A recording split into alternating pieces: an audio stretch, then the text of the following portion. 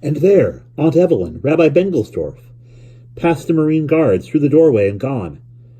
They couldn't have been on the screen as long as 3 seconds, and yet, as the rest of the national news and the closing sports clips were incomprehensible to me, and I kept hoping for the film to spin back to the moment where my aunt materialized a sparkle with the gems previously the property of the rabbi's late wife, among the many improbabilities that the camera established as irrefutably real. Aunt Evelyn's disgraceful triumph was for me the least real of all.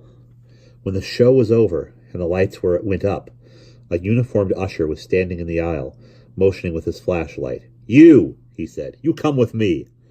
He led me into the crowd that was emptying out of the lobby and through a door he unlocked with a key, then up a narrow stairway that I recognized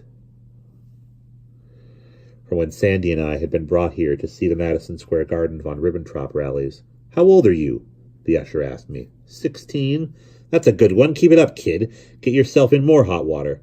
"I have to go home now," I told him. "I'm going to miss my bus." "You're going to miss a lot more than that," he rapped sharply on the famous soundproof door of the newsreel's projection booth, and Mr. Tershwell let us in. He was holding the note from Sister Mary Catherine. "I don't see how I cannot show this to your parents," he told me. "It was just a joke," I said. "Your father's coming to pick you up. I telephoned his office to tell him you were here before. To tell him you were here.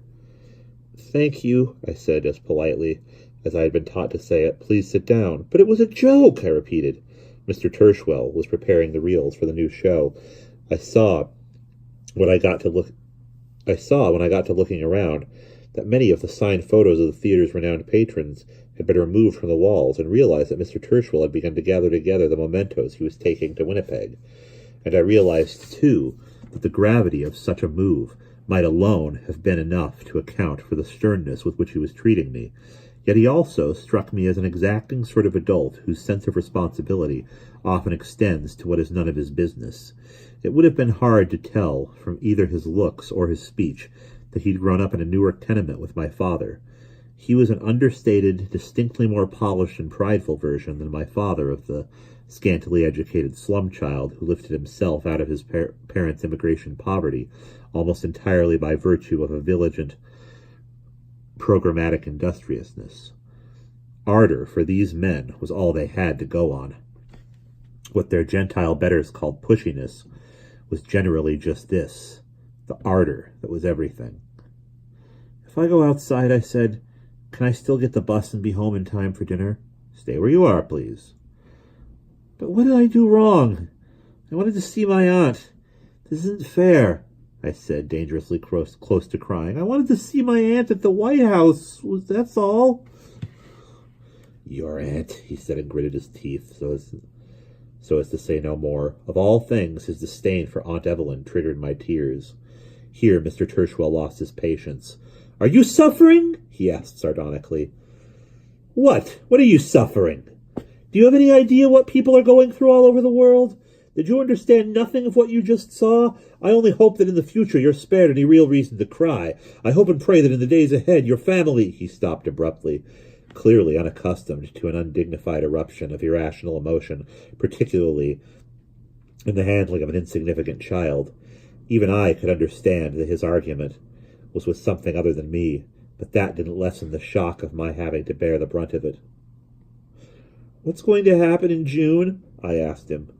It was the unanswered question I'd overheard my mother ask my father the night before. Mr. Tershwell continued scanning my face, as though trying to determine how lacking in intelligence I was. "Pull yourself together," he finally said. "Here."